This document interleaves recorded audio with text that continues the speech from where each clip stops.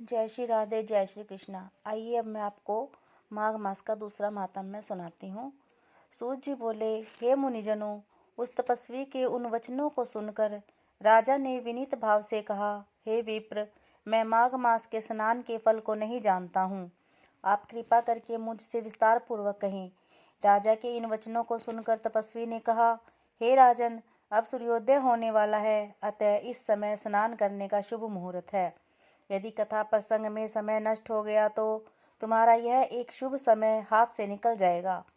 इस समय मेरी बात मानकर तुम स्नान करो और घर लौटने पर अपने कुल गुरु वशिष्ठ से इस प्रसंग को पूछ लेना।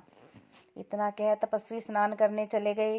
राजा ने उनके वचनों को हृदय में धारण करके अपने साथियों सहित, इस समय मेरी बात मानकर तुम स्नान करो और घर लौटने पर अपने कुलगुरु वशिष्ठ से इस प्रसंग को पूछ लेना। इतना कह तपस्वी स्नान करने चले गए।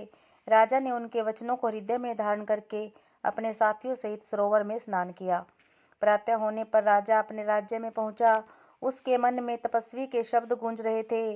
अतः राजा दिलीप शीघ्र ही सुंदर वस्त्रों और आभूषणों को पहनकर अपने सुयोग्य मंत्रियों को साथ लेकर महल से निकला। बंदी जन राजा की स्तुति गाने लगे। राजा योग्य उपहार लेकर गुरु वशिष्ठ के आश्रम की ओर चला। वहां पहुंचकर उसने श्रद्धा पूर्वक गुरु को नमस्कार किया और साष्टांग प्रणाम किया। वशिष्ठ जी ने राजा का यथोचित सत्कार करके आशीर्वाद दिया और कुशल पूछा। वशिष्ठ जी के सम्मुख बैठकर राजा ने आदर से अपना सिर झुकाकर बड़े ही विनीत स्वर में उनसे यह कहा, हे भगवान, आपकी कृपा और आशीर्वाद से मैं पूर्णतया प्रसन्न हूँ।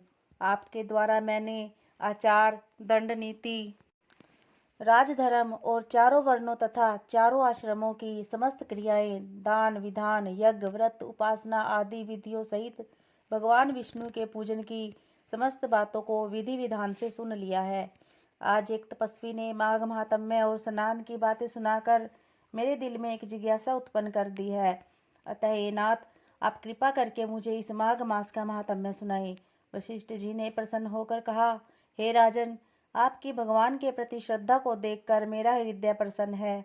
तुमने समस्त जीवों को सुखी बनाने वाला प्रश्न किया है। माघ मास परम पवित्र मास है। जो मनुष्य गौ, पृथ्वी, तिल, वस्त्र, स्वर्ण, अन्न आदि अन्य उत्तम दानों को बिना किए ही स्वर्ग जाने की इच्छा करता है, वह इस माघ मास में स्नान करके स्वर्ग प्राप्त कर सकता है। माघ मास में स्नान द्वारा प्राणी सीधा बैकुंठ को जाता है।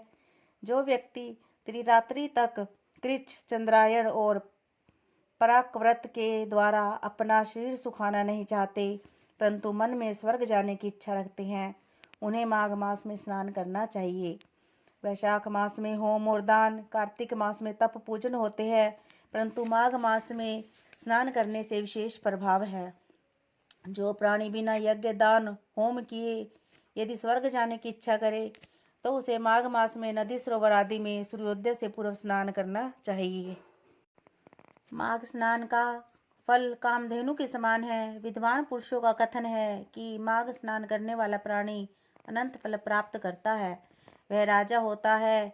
माघ स्नान चाहे सकाम हो, चाहे प्रजा के लिए अथवा हरि भगवान के लिए हो, और चाहे किसी निमित्त हो, माघ स्नान करने वाला अनेकों फल को प्राप्त करता है।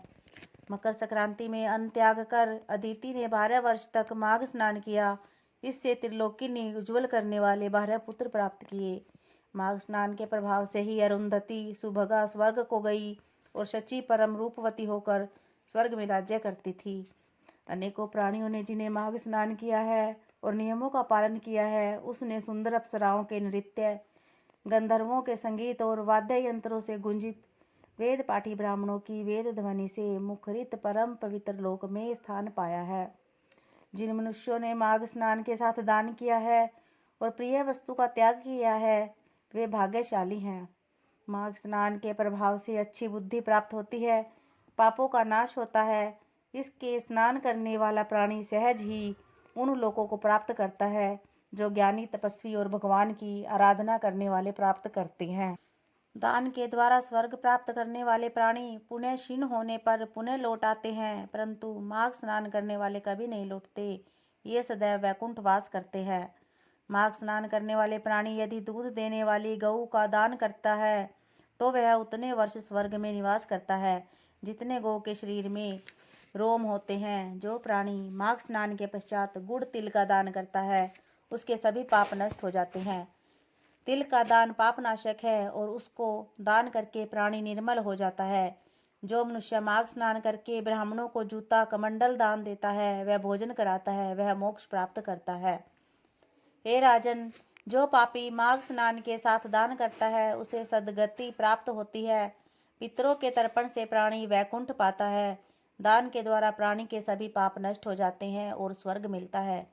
माघ स्नान करने वाले प्राणी को माघ मास में यथाशक्ति दान करना चाहिए। जैसे आकाश की शोभा सूर्य से, कुल की शोभा संतान से, उसी प्रकार तप की शोभा दान से है।